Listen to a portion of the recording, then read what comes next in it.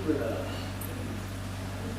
ಹೇಗೆ ನೋಡ್ತೀವಿ ನಾವು ಹಾಗೆ ನಾವು ಗ್ರಹಿಸ್ತೀವಿ. ಹೌದಲ್ಲ? ಸದ್ಗುಣವೆಂಬ ಫಲವ ಬಿತ್ತಬೇಕಾಗಿದೆ. ನಾವು ಬಿತ್ತಾ ಇರೋ ಅಧಿಕಾರ, ಅಂತಸ್ತು, ಜಾತಿ, ಕುಲ ಯಾವುದು ಅಸ್ತಿತ್ವ ಇಲ್ಲವೋ ಅದನ್ನೇ ಬಿತ್ತಿ ಅದನ್ನೇ ಪಡ್ಕೊಳ್ತಾರೆ. ಅಪ್ಪ ಬಸವಣ್ಣನವರು ಒಂದು ಆನೆಯನ್ನು ಏರಿಕೊಂಡು ಹೋಗಿದ್ದೀವಿ,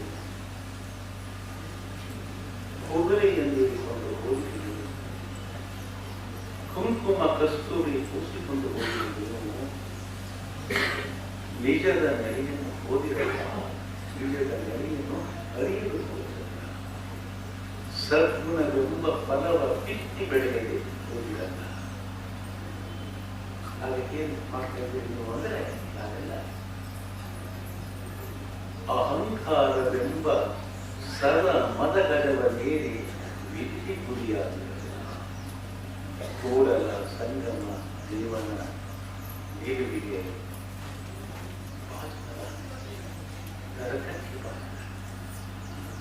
ಆನೆಗಳು, ಕುದುರೆಗಳು, ರಥ, ಅಧಿಕಾರದಲ್ಲಿ ನೀವು ಏರ್ಕೊಂಡು ಹೋದ್ರಿ.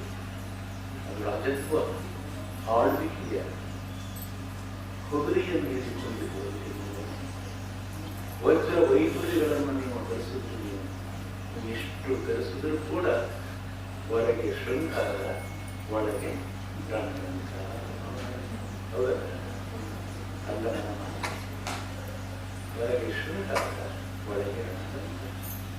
5 ನಿಮಿಷ ಕಣ್ಣು ಮುಚ್ಚಿಕೊಂಡು ಕೂತ್ರೆ ನಮ್ಗೆ ಯುದ್ಧನೇ ಬೇಕಾಗಿಲ್ಲ. ಒಳಗೆ ಇಲ್ಲಿ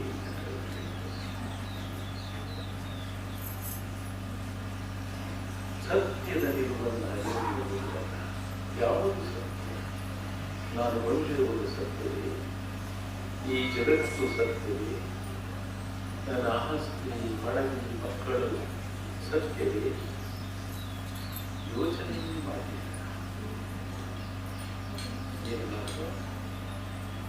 ಅಹಂಕಾರವೆಂಬ ಮದಗಜವನ್ನೇ ಆನೆಗೆ ಕೂತ್ಕೊಳ್ಳೋದೇ ಕಷ್ಟ. ಇನ್ನು ಮದ ಬಂದರೆ ಯಾವ ಸಂಘದಿಂದ ಬಡವು ವಹಿಸಲು ವಿಧಿ ಮುಖ್ಯ. ಅಹಂಕಾರವೇ ವಿಧಿ. ಪಂಪ ಏನೇ ಹೇಳ್ತಾನೆ, ಅಹಂಕಾರ ಅಲಂಕಾರವಾಗಬಾರದು, ನಿರಹಂಕಾರ ಅಲಂಕಾರ. ಒಬ್ಬ ದೊಡ್ಡ ಕಲಾವಿದ, ಅಹಂಕಾರ ಶಿಲ್ಪಿ, ಈ ಜಗತ್ತು ಅವನನ್ನು ಕೊಂಡಾಡ್ತಾನೆ. ಏನು ಚಮತ್ಕಾರ! ಒಬ್ಬ ಸಂತರು ಹೇಳಿದರು ಕಾಲೇಜಿನಲ್ಲಿ, ಅಪ್ಪ ನೀನು ಒಂದು ವಾರದಲ್ಲಿ ನಿನ್ನ ಆಯುಷ್ಯ ಮುಗಿದರೆ ಇವನು ಅಹಂಕಾರ ಅದೇನು ಸಾಧ್ಯ? ಒಂದು ವಾರ ಬಂದು ತನ್ನದೇ ಆಕಾರದ 3 ಶಿಲೆಗಳನ್ನು ಮಾಡಿ ಒಂದರಲ್ಲಿ ಬಚ್ಚಿಟ್ಕೊಂಡ. ಅವತ್ತು ಯಮನ ಸೇವಕರು ಬಂದರು, ನೋಡ್ತಾರೆ ಒಂದೇ ಥರ ಇದೆ. ಯಾರು ಕರ್ಕೊಂಡು 3 ಹೇಳ್ಕೊಂಡು ಹೋದರೆ ಯಮನನ್ನು ನೋಟಿಸ್ ಮಾಡಿ ಸಸ್ಪೆಂಡ್ ಮಾಡ್ತಾರೆ. ಒಬ್ಬನ ಕಟ್ಟಬಾರ್ದು, 3 ಜನ ಕಟ್ಟಬೇಕು. ವಾಪಸ್ ಹೋದ ಹೊರಗಡೆ ನಾನು ಓದುವ ಒಂದೇ ಥರ ಇದ್ದಾರೆ. ಯಾಕೆ ಕಟ್ಟಬೇಕು? ಯಮ ನಗ್ತಾನೆ, ಅಯ್ಯೋ ಈ ಮನುಷ್ಯರಿಗೆ ಒಂದು ದೌರ್ಬಲ್ಯವನ್ನು ಕೊಟ್ಟಿದೆ. ಯಾವುದು ಅಂದರೆ ತೋರಿಸ್ತೇನೆ ಬನ್ನಿ, ಇಲ್ಲಿ ಹೇಳೋದಲ್ಲ ನೋಡೋದು. ಅದರಿಂದ ಯಮ ಬಂದ, ನೋಡಿದ 3 ಜನ ಒಂದೇ ಥರ ಬಾಯಿಸಬೇಕಲ್ಲ. ಎಂಥ ಸುಂದರ ಶಿಲ್ಪಿ! ಇದು ಬಹುಶಃ ಇಂದ್ರಲೋಕವನ್ನು ಕೆತ್ತಿದ ಮಯ ಇರಬೇಕು. ಮಯ ಅಂದರೆ ಇಂದ್ರಲೋಕವನ್ನು, ಇಂದ್ರ ಕಷ್ಟವನ್ನ ನಿರ್ಮಾಣ ಮಾಡಿ ಅವನೇ ಇರಬೇಕು. ಇನ್ನು ಕೆಟ್ಟ ಬಂದಾಗ ಅಲ್ಲಿ ಕೈ ಇಡ್ತ ನಾನೇ ಅಂತ ಹೇಳ್ಕೊಳ್ಬೇಕು. ನಾನೇ ಅಂತ ಈ ನಾನು, ನೀನು, ನನ್ನದು, ನನ್ನಿಂದ ಇದೆಯಲ್ಲ, ಇವುಗಳಿಂದ ಮನುಷ್ಯನ ನಮ್ಮವರು ಪ್ರತ್ಯೇಕತೆ. ನಾನು ನನ್ನಂದಿದೆ ನನಗಾಗಿದ್ದರು ಮಹಾಸ್ವಾರ್ಥ. ನಾನಿದ್ದೇನೆ ನಿನ್ನ ಜೊತೆಗೆ ಅನ್ನೋದಿಲ್ಲ. ಅಪ್ಪಟ ಸುಳ್ಳು ಸತ್ಯ ಎಂಬುದು ನಿನಗೆ ನೀನು ಅಪಾರವಿಲ್ಲ. ನಿನಗೆ ನೀನು ಕೃಷ್ಣ. ಇದನ್ನು ಯಾರನ್ನ ಸೂರ್ಯನ ಬೆಳಕ ಸೂರ್ಯ ಕಾಂಬುವಂತೆ, ಚಂದ್ರನ ಬೆಳಕಲ್ಲಿ ಚಂದ್ರ ಕಾಂಬುವಂತೆ, ದೀಪದ ಬೆಳಕಲ್ಲಿ ದೀಪ ಕಾಂಬುವಂತೆ ನಿನ್ನ ಬೆಳಕಲ್ಲಿ ನೀ ಕಾಣು. ಇದು ಬುದ್ಧನು ಹೇಳಿದ ಹೌದು. ಜೀವನವನ್ನು ಎರಡನೇ ಮಹಾಯುದ್ಧ 5 ಕೋಟಿ ಜನರನ್ನು ಈ ಜಗತ್ತು ಕಳ್ಕೊಳ್ತು ಯುದ್ಧದಿಂದ. ಈ ಯುದ್ಧದ ಪ್ರತೀಕವಾಗಿ ಆಗಸ್ಟ್ 10, 1948ರಲ್ಲಿ ಮಾನವ ಹಕ್ಕುಗಳ ಆಯೋಗ ಬಂತು. 50 ದೇಶದ ತಜ್ಞರು, ರೋಸ್ಬರ್ಟ್, ಅಮೆರಿಕದ ಅಧ್ಯಕ್ಷ ರೋಸ್ಬರ್ಟ್ ಅಧ್ಯಕ್ಷತೆಯಲ್ಲಿ ಮಾನವ ಹಕ್ಕುಗಳನ್ನು ತಂದರು. ಈ 30 ಅಂಶಗಳು ಕೂಡ ವಚನಗಳಲ್ಲಿ ಅಡಗಿವೆ. ನಮ್ಮ ವಚನಗಳಲ್ಲಿ ಒಂದನ್ನ ಹೇಳ್ತೀನಿ, ಎಲ್ಲನೂ ಹೇಳ್ತಾ ಬರ್ಬೋದು, ಕಾಲ ಇಲ್ಲ. ದಾಸಿಯ ಪುತ್ರನಾಗಲಿ, ವೇಶ್ಯೆಯ ಪುತ್ರನಾಗಲಿ, ಶಿವದೀಕ್ಷೆಯಾದ ಬಳಿಕ ಆತನನ್ನು ಸಾಕ್ಷಾತ್ ಶಿವನೆಂದು ಗೌರವಿಸಿ ಪೂಜಿಸಿ ಪಾದೋದಕ ಪ್ರಸಾದವನ್ನು ಹೊಂದುವುದು ಯೋಗ್ಯ. ಬಸವಣ್ಣನವರ ವಚನ. ತಂದೆ ತಾಯಿಗಳು ಮಾಡಿದ ತಪ್ಪಿಗೆ ಅನೈತಿಕ ಮಗುವಿಗೆ ಯಾಕೆ ಇದಕ್ಕೆ ಕೊಟ್ಟಿದ್ದಾರೆ. ಆದರೆ ಬಸವಣ್ಣ ಆ ಪುತ್ರನನ್ನ ಗುರುವಿನ ಜಗತ್ತಲ್ಲಿ ಗುರುವಿನ ಸ್ಥಾನ ದೊಡ್ಡದು. 12ನೇ ಶತಮಾನದ ಚಿಂತನೆಯ ಈ ಪರಿಕ್ರಮ ಐರೋಪ್ಯ ರಾಷ್ಟ್ರಗಳಿಗೆ ಅರ್ಥವಾಗುವುದಕ್ಕೆ 20ನೇ ಶತಮಾನಬೇಕಾಯಿತು. ಹೌದಲ್ಲ? ಇವನ್ನೆಲ್ಲ ಗ್ರಹಿಸಿದಂತ ಜಾನ್ ಬ್ಯಾಕೋ, Honorable Speaker of British Government, he made his statement on 21st January 2013, 2013 ಜನವರಿಯಲ್ಲಿ ಬ್ರಿಟಿಷ್ ಪಾರ್ಲಿಮೆಂಟಲ್ಲಿ ಒಂದು ಮಾತನ್ನು ಹೇಳ್ತಾನೆ. ಅವನ ಭಾಷಣ ಅಲ್ಲ, ನಾನು ಶಾಸನ ಅಂತ ಹೇಳ್ತೇನೆ. ಏನು ಹೇಳ್ತಾನೆ? ಬಸವನನ್ನು ನೋಡ್ಕೊಂಡು ಮಾತಾಡ್ತಾನೆ. ನಾವೆಲ್ಲ ಬರೀ ನಾವು ಮಾತಾಡಕ್ಕೆ ಹೋಗಲ್ಲ. ಯಾಕೆ? ಇಬ್ಬರು ಗಿಡ ಏನವ, ಇಬ್ಬರು ಗಿಡ ಬರ್ತದೆ. ಅದು ಹೇಳ್ತಾನೆ. It is amazing and extraordinary. Basaveshwara professed companion advocate in genuine democracy, upliftment of the downtrodden people, human rights, gender equality, in the way that in 12th century Karnataka, India, even before anyone in United Kingdom had thought about it. ಬಸವಣ್ಣನವರು ವಿಶೇಷ ವಿಸ್ಮಯ. 12ನೇ ಶತಮಾನದಲ್ಲಿ ಮಾನವ ಹಕ್ಕುಗಳನ್ನು, ತಲಾ ಸಮುದಾಯದ ಉದಾರೀಕರಣವನ್ನು, ಲಿಂಗ ಸಮಾನತೆಯನ್ನು ಅವರು ಹೇಳಲಿದ್ದ ಕಾರ್ಯಗತಗೊಳಿಸಿದರು. ಆ ಸಂದರ್ಭದಲ್ಲಿ ಐರೋಪ್ಯ ರಾಷ್ಟ್ರಗಳು ಕನಸನ್ನು ಕೂಡ ಕಂಡಿರಲಿಲ್ಲ. ಕನ್ನಡ ಇಂಡಿಯ ಸ್ಟೇಟ್ಮೆಂಟ್ ಇದನ್ನು ಇಟ್ಕೊಂಡು ನಾವು ನೋಡಬೇಕು. ಅಪ್ಪ ಬಸವಣ್ಣ ಏನಿಲ್ಲ ವಚನದಲ್ಲಿ, ಏನುಂಟು ವಚನದಲ್ಲಿ. ಚನ್ನ ಬಸವಣ್ಣನವರು ಹಾಗೆ ಒಂದು ಅವಿರಳ ಜ್ಞಾನಿ, ಶಸ್ತ್ರ ಕರ್ಮ ಒಂದು ವಚನದಲ್ಲಿ ಹೇಳ್ತಾರೆ. ವಚನದಲ್ಲಿ ಏನಿಲ್ಲ, ಪಾತಾಳದ ಹಗ್ಗವನಿಯ ನೀರಿದ್ದರೆ ತರಬಹುದೇ ಸೋಪಾನದ ಬಳಸಿದರೆ. ಅಭಿಷೇಕಕ್ಕೆ ಬೇಕಾದ ಪವಿತ್ರ ಜಲ ಪಾತಾಳದಲ್ಲಿದೆ, ಹೊರಗಲ್ಲ ಒಳಗೆ. ಜ್ಞಾನ ತೀರ್ಥ ಪಾತಾಳ ಹಗ್ಗವನಿಯ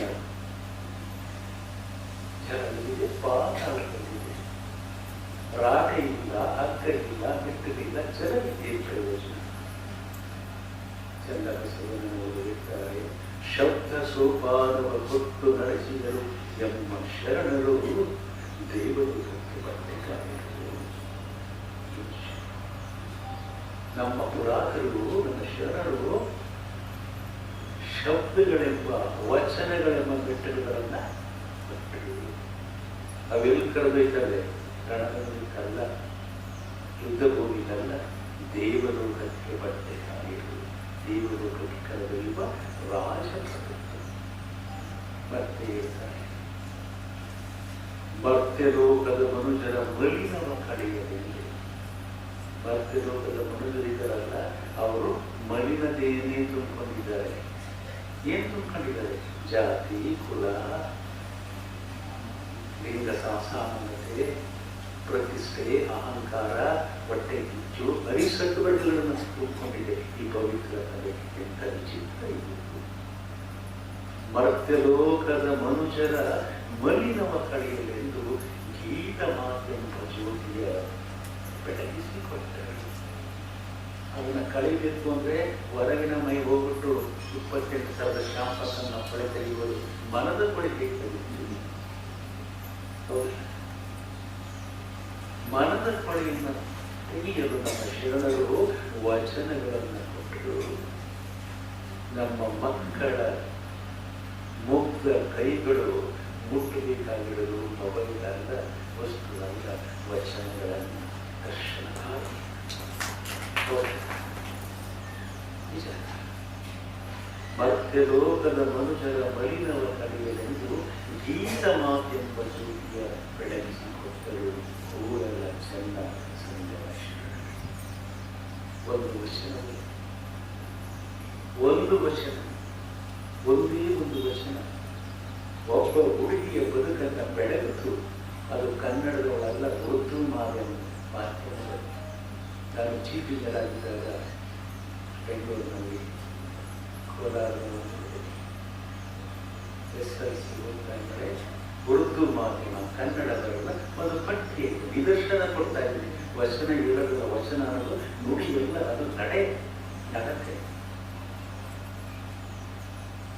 ಹೇಳೋದಲ್ಲ, ಅದು ನಡೆಯನ್ನ ಕೇಳ್ತದೆ. ವೃತ್ತಾಯಕ ಅಜಗಣ್ಣನ ಮಾರ್ಗದಲ್ಲಿ ಮುಕ್ತಿಯನ್ನ ಸಾಧಿಸಿದವರು ಅಜಗಣ್ಣ ಮಾತಾಡ್ತಿದ್ದಾರೆ. ಮಹಾಂಶರ ಮುಕ್ತಿಯ ಮುಕ್ತಾಯ ಇಲ್ಲೇ ಇಲ್ಲಿ ದೇವದುರ್ಗ ನೋಡಬನ್ನಿ. ಇನ್ನೆರಡು ತಿಂಗಳಲ್ಲಿ ಒಂದು ವಾರ ಪ್ರವಚನ ಇದೆ. ನೋಡಬೇಕು ನೀವು. ಆ ಹುಡುಗಿ ಅರ್ಥ ಆಗಿಲ್ಲ. ಉರ್ದು ಮಾಧ್ಯಮ, ಒಂದು ಕನ್ನಡ ಪಟ್ಟಿಯಲ್ಲಿ ಅದರಲ್ಲಿ 2 ವಚನ, ಒಂದು ಬಸವಣ್ಣನವರದು, ಒಂದು ಅಕ್ಕಮಾರಿ. ಅರ್ಥ ಆಗಲಿಲ್ಲ. ಗುರುಗಳ ಹತ್ರ ಬಂದರೆ ಶ್ರೀಲಂಕ ಫಸ್ಟ್ ಗುರುಗಳು ಇರ್ತಾರಲ್ಲ, ಮಾನವೀಯ ಮೌಲ್ಯದ ಗುರುಗಳು ನಮಗೆ ಅರ್ಥ ಆಗಲಿಲ್ಲ. ಯಾವದನ್ನು ವಚನ ಕೊಡು, ವಚನ ಏನು? ಒಂದೇ ವಚನ. ಅತ್ತಲಿದ್ದ ಹೋಗದಂತೆ ಎಡವನ ಮಾಡೆಯ ಕಲಿದೆ, ಸುತ್ತಿ ಸುಳಿದು ನೋಡದಂತೆ ಅಂಧಕನ ಮಾಡೆಯ ತಂದೆ, ಮತ್ತೊಂದು ಕೇಳದಂತೆ ಕಿವುಡನ ಮಾಡೆಯ ತಂದೆ. ಕೊನೆಯ ಸಾಲ, ನಿಮ್ಮ ಶರಣರ ಪಾದವನ್ನಲ್ಲದೆ ಅನ್ಯ ವಿಷಯ ಕೆಲಸದಂತೆ ತಿಳಿಸು ಕೂಡಲ ಗುರುಗಳು ಹೇಳಿದ್ರು. ನೋಡಮ್ಮ, ಅರ್ಥವಿತ್ತ ಹೋಗದಂತೆ ಎಡವನ ಮಾಡು. ನೀವು ಯಾವ ಕಡೆಗೆ ಹೋದರೆ ನಿನ್ನ ಮನಸ್ಸು ಕುಚ್ಚವಾಗ್ತದೆ, ಯಾವ ಕಡೆಗೆ ನಿನ್ನ ಚಲನೆ ಇದ್ರೆ ನೀನು ಗಟ್ಟಿ ಅಂತ ಅನಿಸ್ಕೊತೀಯೋ ಅದಕ್ಕೆ ಎಡವನ್ನ ಮಾಡು. ಎಡವ ಅಂದ್ರೆ ಕಾಲು ಕಲಿಸ್ಕೊ ಅಂತಲ್ಲ, ಹೋಗಬಾರದ ಕಡೆಗೆ ಹೋಗದೇ ಇರುವಂತೆ ಮಾಡು, ಅದು ಎಡವ. ಸುತ್ತಿ ಸುಳಿದು ನೋಡದಂತೆ ಅಂಧಕನ ಮಾಡೆಯ ತಂದೆ. ಯಾವುದನ್ನ ನೋಡಿದರೆ ನನ್ನ ಮನಸ್ಸು ಮುದುಡುತ್ತದೋ ಅದಕ್ಕೆ ಅರ್ಥ ಇರಲು ಕಣ್ಗಳಿಗೆ ಶೃಂಗಾರ, ಗುರು ಹಿರಿಯರನ್ನು ನೋಡುವುದು, ಕಿವಿಗೆ ಶೃಂಗಾರ, ವಚನಗಳ ಕೇಳುವುದು. ಕಣ್ಣು ತೆರೆದರೆ ಸಾಲದು, ನೋಡುವುದನ್ನು ಕಲಿಕೆ. ಕಿವಿ ತೆರೆದರೆ ಸಾಲದು, ಕೇಳುವುದನ್ನು ಕೂಡ ಕಲಿಕೆ. ಅದಕ್ಕೆ ಅಲ್ಲ ಮಾಡಿ ಯಾವುದನ್ನು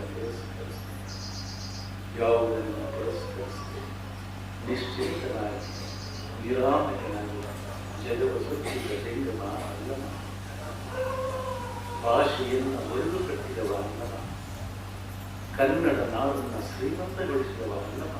ನೀನು ಬೆಳೆದು ಬೆಳಕು ಬೆಳಕು, ಒಂದೊಂದು ವಚನ, ಒಂದೊಂದು ಶಬ್ದ, ಒಂದೊಂದು ಪುಟ ಅನುಭವದಲ್ಲಿ. ಅಪ್ಪಾಜಿ ನೆನ್ನೆ ಹೇಳ್ತಾ ಇದ್ರು, ಅನುಭವಕ್ಕೆ ಬಂದದನ್ನು ಬರವಣಿಗೆ ಬಿಡಿಸುವಾಗಲ್ಲ, ಅದು ಅನುಭವಿಸ್ಬೇಕಷ್ಟೇ. ಏನು ಬಂದು ಬರವಣಿಗೆ ಮೇಲೆ ಆಗ್ತದೆ.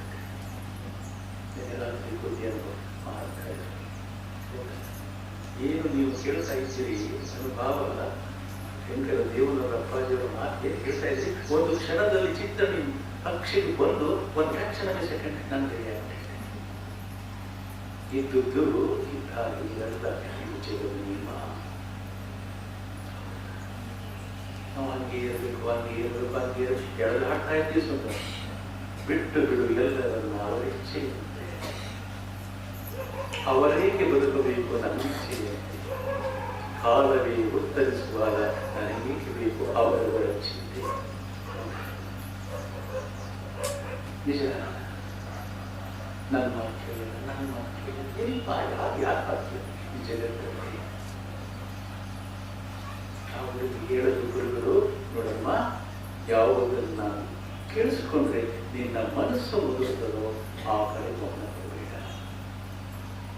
ಮತ್ತೆ ಬಿಡಬೇಡ, ನಿಮ್ಮ ಶರಣಗಳ ಪಾದವನ್ನಲ್ಲದೆ ಅನ್ಯ ವಿಷಯಕ್ಕೆ ಪಾದ ಜ್ಞಾನ. ನಿನ್ನ ಪಠ್ಯ, ನಿನ್ನ ಗುರುವಿನ ವಾಣಿ, ಅದು ಬಿಟ್ಟು ನೀನು ಎಲ್ಲೂ ಹೋಗಬೇಡ. ಮೌನವಾಗುವುದು. ಬಸವಣ್ಣನವರ ಚಿತ್ರವನ್ನು ರೂಪಿಸಿಕೊಂಡು ಅಪ್ಪ ಕೇಳಿದಾಗ ಇದು ಧರ್ಮ ಬೇರೆ ಅಪ್ಪ, ಇದು ಸತ್ಯವನ್ನ. ಫಸ್ಟ್ ಕ್ಲಾಸ್ ಬಂದು PUC ಕಾಮರ್ಸ್ ತಗೊಂಡು ಫಸ್ಟ್ ಕ್ಲಾಸ್ ಬಂದು ಯಾರನ್ನೂ ಮಾತಾಡ್ತೀವಿ, ಓದು ಓದು ಓದು. ಅದು ನಮ್ಮ ಕಡೆ ಮಾಡ್ತೀವಿ, ಓದು ಕಳಿಸ್ತೀವಿ. ಅವರ ಹಾಡುಗಳಿಗೆ ಆಡುವ ನೀನು ನೀನೇನಾಗ್ತದೆ, ನೀರಲ್ಲ ಹಾಡುವ ನೀನು. ಹಾರಲು ಯತ್ನಿಸಿದರೆ ಹಾರುವ ಹೀಗೆ ಹಾಡಾಗುವ. ಮಕ್ಕಳಿಗೆ ಓದಕ್ಕವರು ಓದಲಿ, ಅದು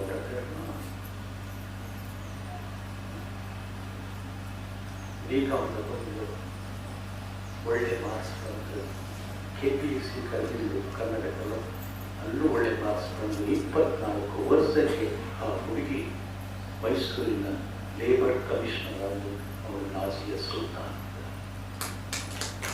ಒಂದು ವರ್ಷ, ಈಗ 5 ವರ್ಷಗಳಲ್ಲಿ ಮಂಗಳೂರಿಗೆ ಅಸಿಸ್ಟೆಂಟ್ ಕಮಿಷನರ್ ಆಗಿದ್ದಾರೆ. ಅವರ ಚೇಂಬರಲ್ಲಿ ಬಸವಣ್ಣನವರ ಫೋಟೋ ಸರ್ಕಾರ ಸಾಂಸ್ಕೃತಿಕ ನಾಯಕ ಪೂರ್ವದಲ್ಲಿ ಹಾಕ್ಬಿಟ್ಟಿದ್ದಾರೆ. ಕಾಯಕವೇ ಕೈಲಾಸ. ಯಾವುದು ನನ್ನ ಬದುಕನ್ನು ಬೆಳಗಿಸ್ತದೋ ಅದು ನನ್ನ ದೇವರಾಗ ಸಾಧ್ಯ. ಇದು ನನ್ನ ಅಲ್ವಾ? ಒಂದು ವರ್ಷ ಮಕ್ಕಳ ಕೈಗೆ ಕೊಟ್ಟು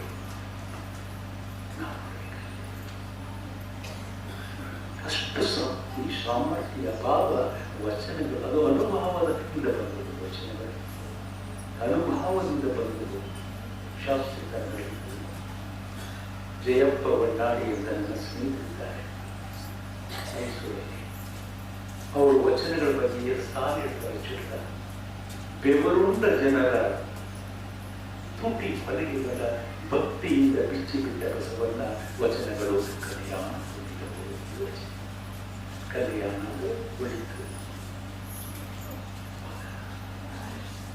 ಈ ನೆಲೆಯಲ್ಲಿ ಕಲ್ಯಾಣವನ್ನು ಪಡೆದುಕೊಂಡ ಶಿವಚಿಂತೆ, ಶಿವಜ್ಞಾನ ಇಲ್ಲದ ಮನುಷ್ಯರು ಸದನಕ್ಕೆ 1000 ಗುಣಗೊಟ್ಟು ದೇವ. ಕಾಡ ಮೃಗಗಳ ಒಂದಾಗಿ ಬಾಳಲಾರದೆ ದೇವ. ಕೂಡಲ ಸಂಗನ ಶರಣವಿಲ್ಲದ ಊರು ನರವಿಂದ ಕನ್ನಡ. ಶಿವ ಚಿಂತೆ ಅಂದರೆ, ಶಿವನ ಚಿಂತೆ ಅಂದರೆ ಮಂಗಳಕರವಾದ ಆಲೋಚನೆ. ಪೂಜ್ಯ ದೇವನ ದಾಖಲೆ ಮಾಡ್ತಾರಲ್ಲ, ಮಂಗಳಕರವಾದ ಆಲೋಚನೆ. ಕನ್ನಡದಲ್ಲಿ ಹೇಳ್ತಾರೆ, ಸಿಂಧರಾಯಿಗಳ செயல்கள் பழக்கமாகும். பழக்கம் கலாச்சாரம். ನೀವು ಏನು ಯೋಚಿಸ್ತೀರಿ ಅದೇ ನಾನು ಒಳ್ಳೆಯದನ್ನೇ ಯೋಚನೆ ಮಾಡಿ. ನಿನ್ನೆ ಶೈಲ ಅವರಿಗೆ ಒಂದು ಕಥೆ ಹೇಳ್ತಾ ಇದ್ದೆ, ಅವರು ತಕ್ಷಣ ಬೇರೆ ಕರೆದು ಗಾಂಧೀಜಿಯವರ ಆಶ್ರಮದಲ್ಲಿ 3 ಮಂಗಗಳಿದ್ದು, ಶಬರಿಮತಿ ಆಶ್ರಮದಲ್ಲಿ. ಹೌದು, ಒಂದು ಮಂಗ ಏನರ್ಥ? ಕೆಟ್ಟದ್ದನ್ನ ಹೇಳಬಾರದು, ಕೆಟ್ಟದ್ದನ್ನ ಮಾತಾಡ. 3 ಮಂಗಗಳನ್ನ ತೋರಿಸಿದ್ದಾರೆ. ಕೆಟ್ಟದ್ದನ್ನ ನೋಡಬಾರದು ಅಂತ ಕಣ್ಣು ಮುಚ್ಕೊಂಡ್ರೆ ಕೆಟ್ಟದ್ದನ್ನ ಕೇಳಿಸ್ಕೋಬಹುದಾ? ಕೆಟ್ಟದ್ದನ್ನ ಮಾತಾಡಬಹುದಾ? ಕೆಟ್ಟದ್ದನ್ನ ಮಾತಾಡೋದು ನೋಡಿದ್ರೆ ಕೆಟ್ಟದ್ದನ್ನ ನೋಡಬಹುದಾ? ಕೆಟ್ಟದ್ದನ್ನ ಕೇಳಿಸ್ಕೋಬಹುದಾ? ಕೆಟ್ಟದ್ದನ್ನ ಕೇಳಿಸ್ಕೋಬಾರ್ದು ಅಂತ ಕಿವಿ ಮುಚ್ಕೊಂಡ್ರೆ ಕೆಟ್ಟದ್ದನ್ನ ನೋಡ್ಬೋದು, ಕೆಟ್ಟದ್ದನ್ನ ಆದ್ರೆ ಬಸವಣ್ಣನ ಮಂಗ ಇದೆ, ಅದು ಇಲ್ಲಿ ಕೈ ಹಾಕಿದ್ರೆ ಕೆಟ್ಟದ್ದನ್ನ ನಿನ್ನ ಆಲೋಚನೆ ಮಾಡಬೇಡ ಅಂತ. ಕೆಟ್ಟದ್ದನ್ನ ನೋಡಲ್ಲ, ಕೇಳಿಸ್ಕೊಳ್ಳಲ್ಲ, ಮಾತುಗಳು. ವಿಷ ಮತ್ತೆ ಅಮೃತ ಒಟ್ಟಿಗೆ ಇರುವ ಏಕೈಕ ಸ್ಥಳ ಅಂದ್ರೆ ಮನುಷ್ಯನ ಮಾನವ. ಅದಕ್ಕೆ ಅಪ್ಪ ಹೇಳೋದು, ನುಡಿದರೆ ಮುತ್ತಿನ ಹಾರದಂತಿರಬೇಕು, ನುಡಿದರೆ ಮಾಣಿಕ್ಯದ ದೀಪ್ತಿಯಂತಿರಬೇಕು, ನುಡಿದರೆ ಸ್ಫಟಿಕದ ಸಲಾಹಿಯಂತಿರಬೇಕು, ನುಡಿದರೆ ಲಿಂಗ ಹೆಚ್ಚಿ ಅವರು ಲಿಂಗದ ಮಾತಿಲ್ಲ, ಆದರೆ ಪ್ರಜ್ಞೆ ಇದೆಯಲ್ಲ ಅವರು. ಈ ವಚನಗಳ ಇಡೀ ವ್ಯಾಖ್ಯಾನವನ್ನು ಕೇಳಿದಂಥ ಕವಿ ಬೇಂದ್ರೆ ವಚನಗಳ ಕುರಿತು ಹೇಳ್ತಾರೆ. ವಚನಗಳು ಬೆಳಕಿಗಿಂತ ಬೆಳ್ಳಗೆ, ಸಂತೆ ಅನುಭವ ಮುಂದುವರಿಸದೆ ಪ್ರಮಾಣ.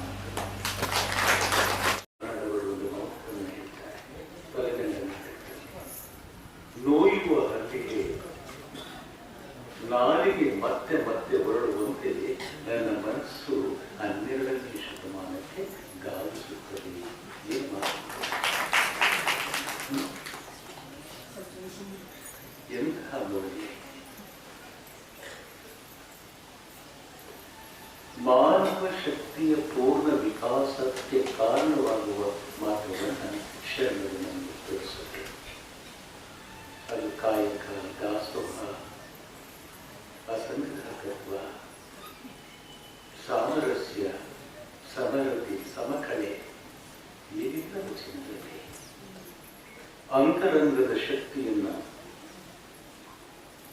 ಜಾಗೃತಿಗೊಳಿಸುವುದರ ಮುಖಾಂತರ ಅದರ ನೆರಳಿನಿಂದ ತೆರೆದುಕೊಳ್ಳುವಂತ ಸತ್ಯದ ಸ್ವರೂಪ ಮತ್ತು ನಿಜದ ನೆರೆಯನ್ನು ಸಮೀಕರಿಸಿದವರು 12ನೇ ಶತಮಾನ.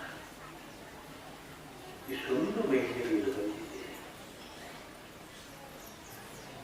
ಅಡಿಗೆ ಮನೆಯಿಂದ ಹೆರಿಗೆ ಮನೆಗೆ, ಹೆರಿಗೆ ಮನೆಯಿಂದ ಅಡುಗೆ ಮನೆಗೆ ಇದ್ದಂತ ಮಹಾ ಇಳಿಯನ್ನ ಮಹಾಮನೆಗೆ ಕರೆತಂದದ್ದು 12ನೇ ಶತಮಾನ. ಅವರೆಲ್ಲ ಗರಿಯಂತಿ ಮಾತನಾಡಿಸಿದ್ದು ಆ ಕಾಲಘಟ್ಟದಲ್ಲಿ. ಆಯುಧಕ್ಕೆ ಲಕ್ಕಮ್ಮ, ಕೊಟ್ಟಣದ ಸೋಮವೆ, ಕೇತಲದೇವಿ, ಬಸನಮ್ಮ, ಗೊಗ್ಗವ್ವೆ, ನೀಲಮ್ಮ, ನಾಗಮ್ಮ, ಮುಕ್ತಾಯಕ್ಕ, ಏನು ಶರಣೆಯರು ತಮ್ಮ ವೃತ್ತಿಯ ಪರಿಭಾಷೆಯಲ್ಲಿ ಅನುಭಾವದ ಸಿಂಚನವನ್ನ ಈ ಇಲೆಗೆ ಕೊಟ್ಟು ಹೋದ್ರಲ್ಲ, ಅದನ್ನು ನಾವು ಬಳಸಿಕೊಳ್ಳುವ ನೆಲೆಯೆಂದೇ ಈ ಕಾರ್ಯಕ್ರಮ. ಇದನ್ನು ನೋಡಿ ಹರಿಹರ ಪ್ರಭುದೇವರ ರಗಳೆಯಲ್ಲಿ, ಬಸವರಾಜ ದೇವರ ರಗಳೆಯಲ್ಲಿ ಒಂದು ಮೌಲಿಕ ಮಾತನ್ನು ಹೇಳ್ತಾನೆ. ಈ ಪಾಷಾಂಡ ಭೂಮಿಯಲ್ಲಿ ಸಾಮರ್ಥ್ಯವನ್ನು ದಿತ್ತಿ ಪ್ರತ್ಯಕ್ಷಗಳನ್ನು ಸುಗಮ ಮಾಡಲೆಂದು ಬಂದ ಕಾರಣಿಕ ಬಸವ ನಿನ್ನ ದಿಸಿನಿಂದ ಭಕ್ತಿಗೆ ಬಣ್ಣವೇರಿತ್ತು. ಬಣ್ಣವೇ ಭೂಮಿ ಅಂದರೆ ಮಣ್ಣಲ್ಲ, ನೆಲ ಅಲ್ಲ, ಮನುಷ್ಯರು. ಈ ಪಾಷಾಂಡ ಭೂಮಿ ಏನು ಬೆಳೆಯಲು ಸಾಧ್ಯವಿಲ್ಲದ ಜನರಿಗೆ ಅಪ್ಪ ಬಸವಣ್ಣ ಸ್ವಾಭಿಮಾನಿಯಾಗಿ ಕಲೆಯನ್ನ ಕಲಿಸಿಕೊಟ್ಟ. ಹೇಳುವುದಲ್ಲ, ಶೈಲವ್ವ ಮಾತಿಲ್ಲದವರಿಗೆ ಮಾತಾಡಲು. ಯಾವಾಗ ಮಾತು ವಚನವಾಗ್ತದೋ ಜನರು ಶರಣರಾಗ್ತಾರೆ, ಯಾವಾಗ ಮಾತು ಮಾತಾಡ್ತದೋ ಜನರು ಜನರಾಗಿರ್ತಾರೆ.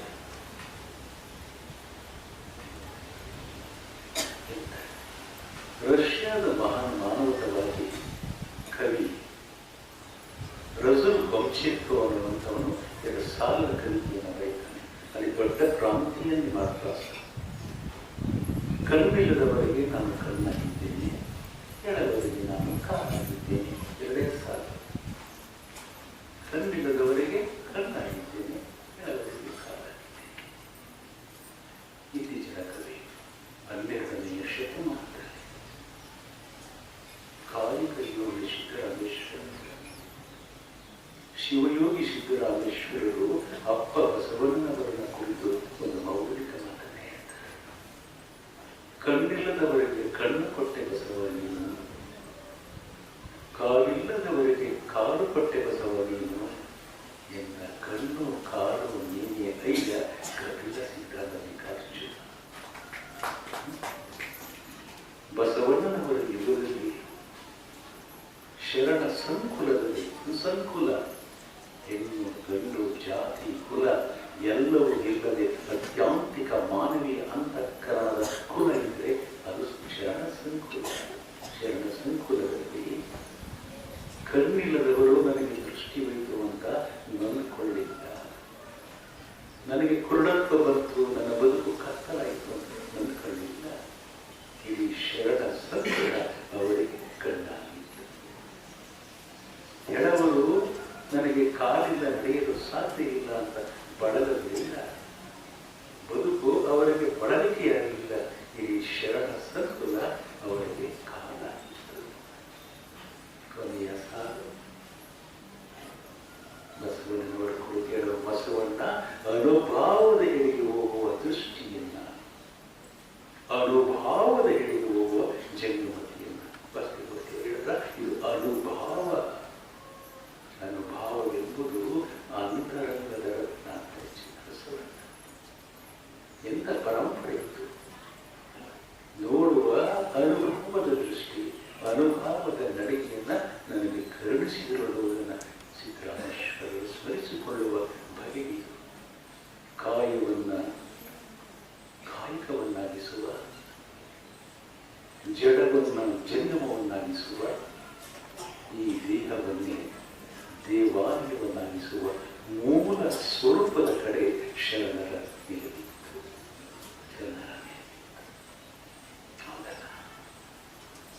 ಶರಣರು ಕಂಡದ್ದು ತುಂಬು ಜೀವನದ ಪೂರ್ಣ ಕಲ್ಪನೆ. ಇಹ ಪದಗಳನ್ನ, ಸ್ವರ್ಗ ನರಕಗಳನ್ನು ಅವರು ದೇವಿಯ ಕಟಕಗಳಾಗಿ ನೋಡಲಿಲ್ಲ. ಎಲ್ಲವನ್ನೂ ಕೂಡ ಏಕಖಂಡವಾಗಿ ಪರಿಭಾವಿಸುತ್ತಾರೆ. ಸ್ವರ್ಗ ನರಕ ಬೇರೆಯಿಲ್ಲ ಕಾಮಿಯರು. ಸತ್ಯವನ್ನು ನುಡಿಯುವುದೇ ಸ್ವರ್ಗ, ನಿತ್ಯವನ್ನು ನುಡಿಯುವುದೇ ನರಕ. ಈ ಮರ್ತ್ಯವನ್ನು ನಿಮ್ಮ ಸ್ವರ್ಗವನ್ನು ಮಾಡೋದಿದೆಯಲ್ಲ, ಇದು ಶರಣರ. ನಾವೇನ್ ಮಾಡ್ತಾ ಇದ್ದೀವಿ? ಯುದ್ಧಗಳು, ರಣರಂಗವನ್ನು ಮಾಡ್ತಾ ಇದ್ದೀವಿ. ಇಂತಹ ಚಿಂತನೆ ವ್ಯಕ್ತಿಯ ಬಾಳು 100 ವರ್ಷ ಬದುಕುವುದರಲ್ಲಿ ಸಾರ್ಥಕ ಆಗಲ್ಲ. ದೀರ್ಘಕಾಲ ಬದುಕುವುದರಲ್ಲಿ ಮನುಷ್ಯನ ಸಾರ್ಥಕತೆ ಇರಲ್ಲ. ಯಾರಿಗಾಗಿ ನಾನು ಬದುಕಿದ್ದೇನೆ, ಯಾವ ಸೇವೆಯನ್ನು ಮಾಡಿದ್ದೇನೆ ಎನ್ನುವ ನಿದರ್ಶನದ ಮೇಲೆ ಬದುಕು ಸಾರ್ಥಕವಾಗುತ್ತದೆ. ನಮ್ಮ ಬದುಕು ಪ್ರದರ್ಶನವಾಗಬಾರದು. ನಮ್ಮ ಬದುಕು ವಿದ್ಯಾನಂದ ಗುರುಗಳಂತೆ ನಿದರ್ಶನವಾಗಬೇಕು. ಇದು ಜೀವನ. ಬಂದಿರುವುದು ಸತ್ಯ. ಬದುಕು ಪ್ರದರ್ಶನವಾಗಬಾರದು, ಬದುಕು ನಿದರ್ಶನವಾಗಬೇಕು, ಬದುಕು ದರ್ಶನವಾಗಬೇಕು. ಇದು ಶರಣ. ಒಂದು ದಿನದ ಬದುಕು ಸಾಕು ಅಂದರೆ ಬಸವಣ್ಣ ದಿನ ಬದುಕನ್ನು ಹೇಳಿ ಲೇಸೆನಿಸಿಕೊಂಡು 5 ದಿನ ಬದುಕಿದೆ,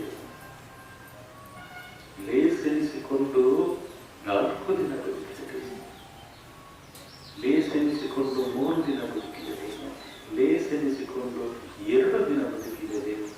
ಕೂಡಲ ಸಂಗನ ಶರಣರ ವಚನದಲ್ಲಿ ಲೇಸೆನಿಸಿಕೊಂಡು 1 ದಿನ ಬದುಕಿದೆ.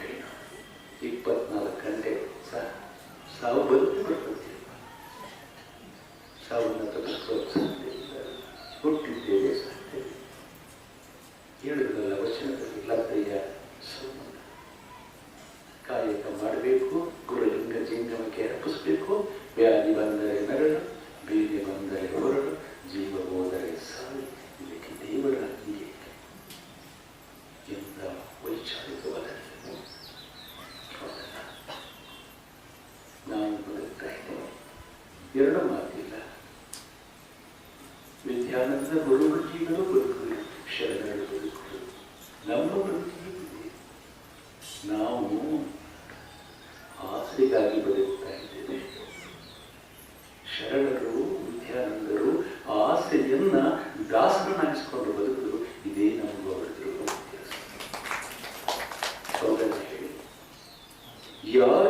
ಆಸೆಯನ್ನು ದಾಸನಾಗಿಸ್ಕೊಂಡ್ರೋ ಇಡೀ ಲೋಕ ಅವರಿಗೆ ದಾಸವಾಗ್ತದೆ. ಇವೆಲ್ಲ ಕೂತಿರುವುದಕ್ಕೆ ಸಾಕ್ಷಿ ಇಲ್ಲ. ನಾವು ಆಸೆಗಾಗಿ ಬದುಕ್ತಾ ಇದ್ದೇವೆ, ನಾವು ಜಾತಿಗಾಗಿ ಬದುಕ್ತಾ ಇದ್ದೇವೆ, ನಾವು ಅಧಿಕಾರಕ್ಕಾಗಿ ಬದುಕ್ತಾ ಇದ್ದೇವೆ, ನಾವು ಅಹಂಕಾರಕ್ಕಾಗಿ ಬದುಕ್ತಾ ಇದ್ದೇವೆ. ಅವರನ್ನೆಲ್ಲ ನಿರಾಕರಿಸಿ ಬದುಕನ್ನು ಬೆಳಕಾಗಿಸಿಕೊಂಡು ಆ ಬದುಕಿನ ಬೆಳಕಲ್ಲಿ ನಾವು ಉಸಿರಾಡ್ತಾ ಇದ್ದೇವೆ. ಬಯಲ ಗಾಳಿಯ ಪರಿಮಳದಲ್ಲಿ ನಾನೆಲ್ಲ ಇದ್ದೇವೆ ಈ ಸುಂದರ ಆಶ್ರಮದಲ್ಲಿ. ಆ ಧ್ಯಾನದಲ್ಲಿ ನಾವಿರಬೇಕು. ಇದು ಜೀವನ. ಧ್ಯಾನಗಳು ನಾಡಿರಲು ಗಮ್ಯತೆಯ ಬಯಕೆಗೆ ಧ್ಯಾನ ಮೂರ್ತಿ ನಿಮ್ಮ ನೆನಪು ಹೊಂದೇ ಸಾಕು. ಆಶ್ರಮದ ಅಂಗಳಲ್ಲಿ ಕೈ ಮುಗಿದು ನಿಂತಾಗ ಜೀವನದ ಶ್ರಮವೆಲ್ಲ ಜಾರಿ ಹೋಗುವುದು ಮೊದಲು.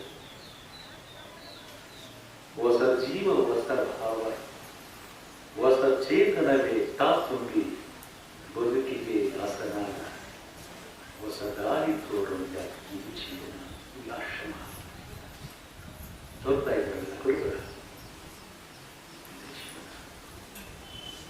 ಸ್ವಾಮಿ ವಿವೇಕಾನಂದರು ಈ ಮಾತನ್ನ ಹೇಳ್ತಾರೆ.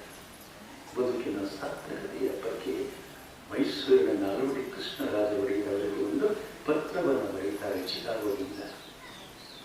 ಇನ್ನು ಬಾಲಕ ರಾಜರು ಏನಿಲ್ಲ ಏನು ಅಂತ ಹೇಳಿ ರಾಜರು ಹಾಡಿ, dear Maharaja, the life is short, the vanities of the world are transient, but they alone would live for others, best are more than them alive. ಪ್ರೀತಿಯ ಮಹಾರಾಜರೇ, ಈ ಜೀವನ ಕ್ಷಣಿಕವಾಗುವುದು. ಇದನ್ನೇ ಬುದ್ಧ ಹೇಳ್ತಾನೆ, ಸರ್ವಂ ಕ್ಷಣಿಕಂ. ಹೌದಾ? ನೀವಿದ್ದರೂ ನಾಳೆ ಇಲ್ಲ.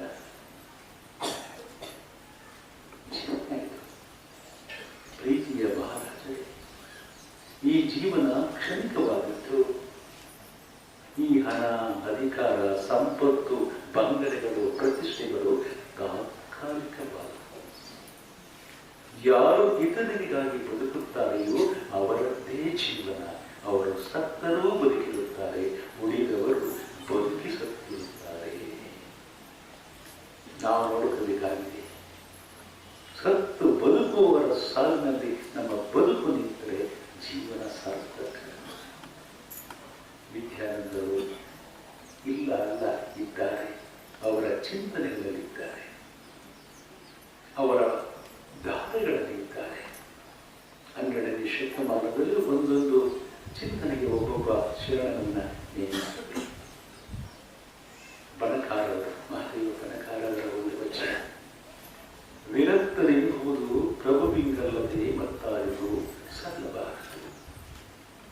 ವಿರಾಟಿ ಎಂಬುದು ಅಕ್ಕನಿಗಲ್ಲದೆ ಮತ್ತಾರಿಗೂ ಸಲ್ಲಬಾರದು.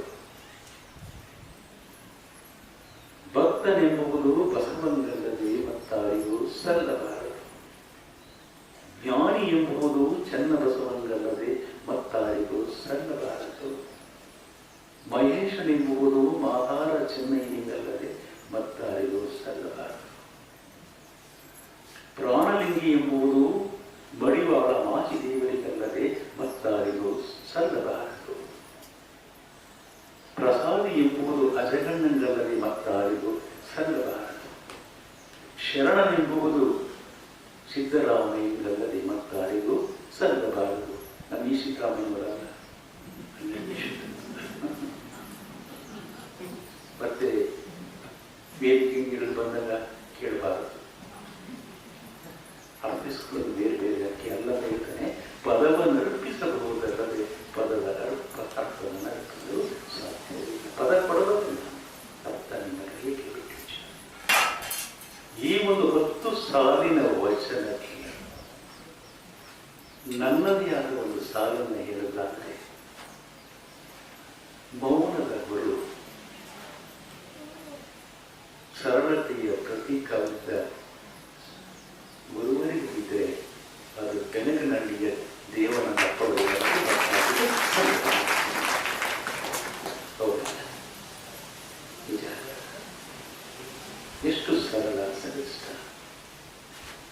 ಸರಳ ಅಂತ ಏನಿಲ್ಲ, ವಕ್ರಕ್ಕೆ ವಿರುದ್ಧವಾಗಿರೋದೇ ಸರಳ.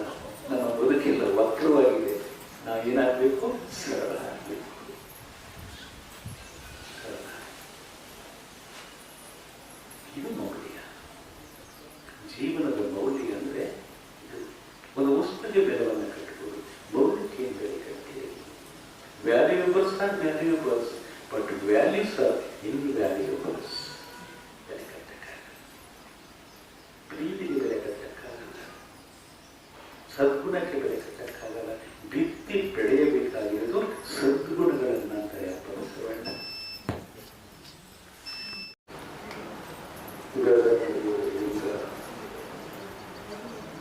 ಜಗದ ಕೂಡಲ ಸಂಯಮ, ಜಗದ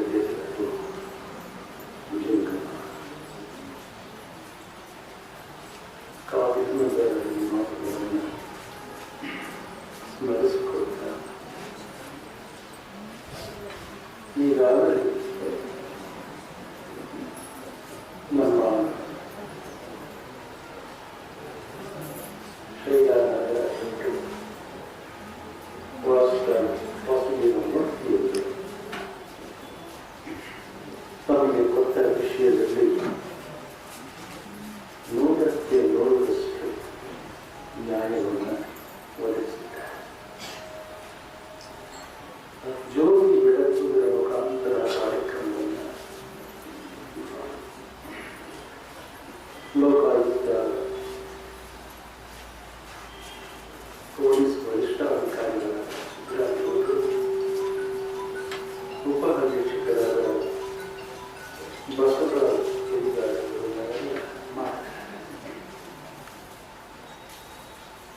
ಈ ಕಾರ್ಯಕ್ರಮದಲ್ಲಿ ಭಾಗಿಯಾಗಿರ್ತಕ್ಕಂಥ ಶ್ರೀರಾಮರಲ್ಲಿ ವಾಸುದೇವ ಮೂರ್ತಿಗಳಲ್ಲಿ ಪೂಜ್ಯ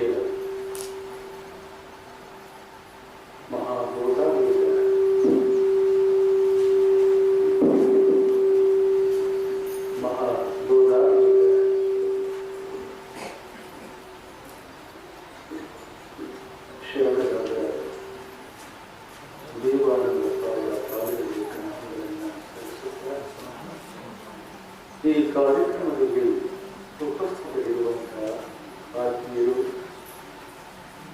ಭಾಗ್ಯರಾದ ಬಸವರಾಜ ಸ್ವಾಮಿಯವರಲ್ಲಿ,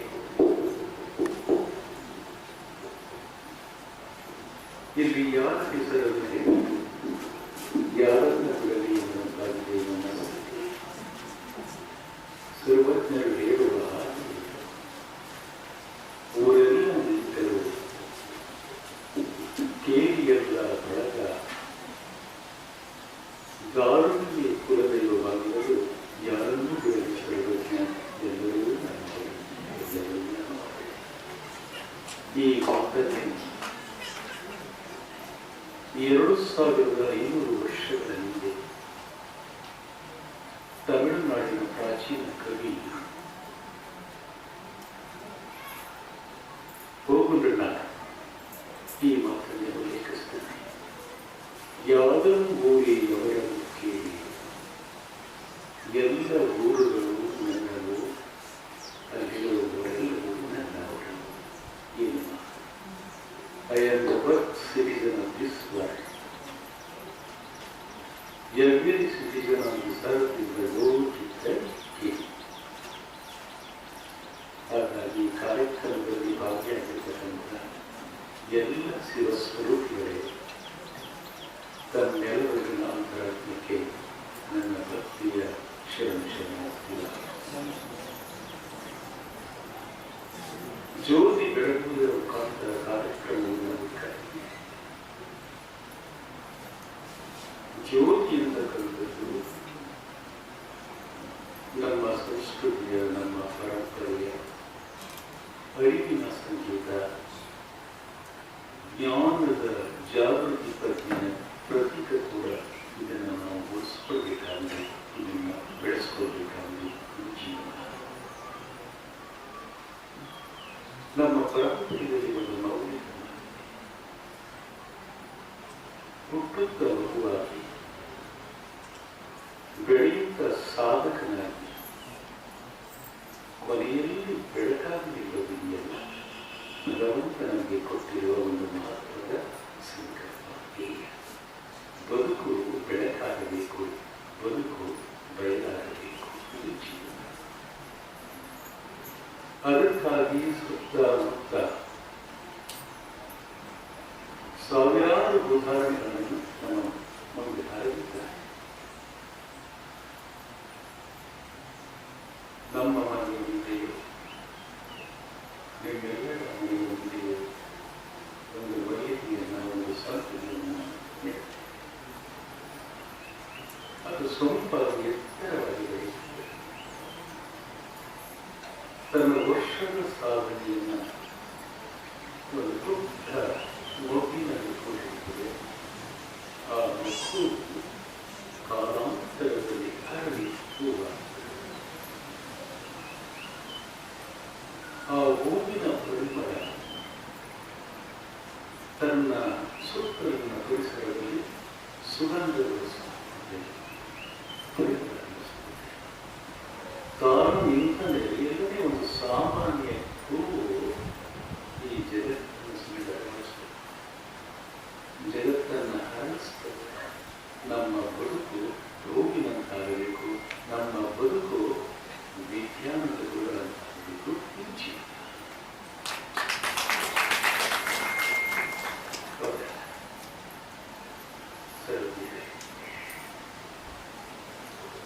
ಇಂದು ವಚನ ಸಾಹಿತ್ಯದ ಕುರಿತಾಗಿ ದೇವರು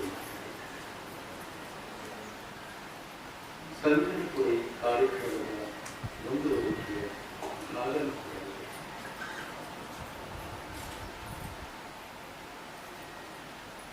ಈ ನೆಲದಲ್ಲಿ ನಾವು ಹುಟ್ಟಿದ್ದೇವೆ. ಈ ನೆಲದ ಫಲವಂತಿಗೆ ನಾವು ಬದುಕಿದ್ದೇವೆ.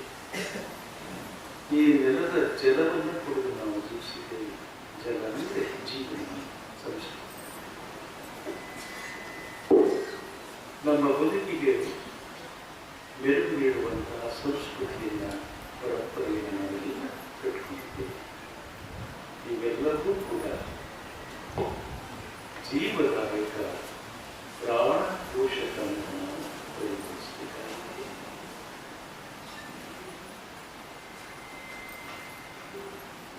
ಭಾರತದ ಸಮಷ್ಟಿತಾರ್ಧಿಕ ಇತಿಹಾಸದಲ್ಲಿ 12ನೇ ಶತಮಾನದ ಮೈತ್ರಿ ಸರ್ಕಾರವು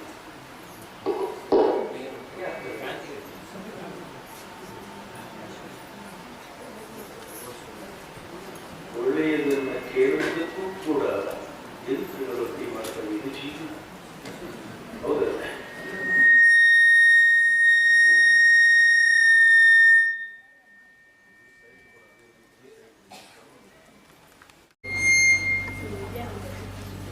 ಹಾಗೆ ಬದುಕನ್ನು ನೋಡುವ ಕಲೆಯನ್ನು ನಾವು ಕಲಿಸಬೇಕು.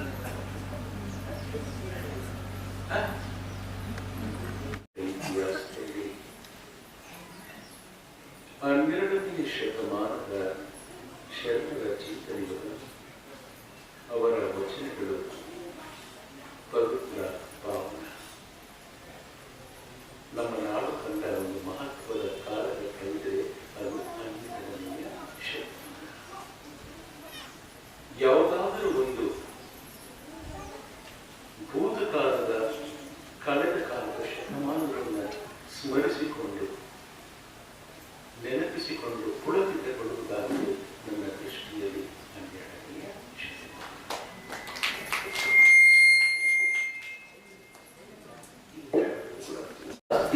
ತೊಂದರೆ ಕೊಡ್ತಾ ಇದೆ.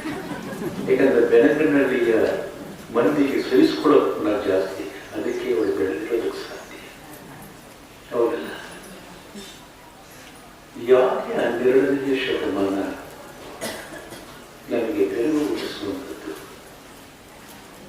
ಆ ಕಾಲದ ಮನಸ್ಸುಗಳಲ್ಲಿ ಜೀವಂತಿಕೆ ಇತ್ತು. ಇವತ್ತು ವಿಜ್ಞಾನ ಯುಗದಲ್ಲಿದ್ದೇವೆ, ತಾಂತ್ರಿಕತೆ ಯುಗದಲ್ಲಿದ್ದೇವೆ, ಯಾಂತ್ರಿಕ ಯುಗದಲ್ಲಿದ್ದೇವೆ. ಪುನಃ ಮುಚ್ಚಡಲಾಗಿದೆ. 2 ಮಾತಿಲ್ಲ. ಏನು ಮಾಡೋಣ?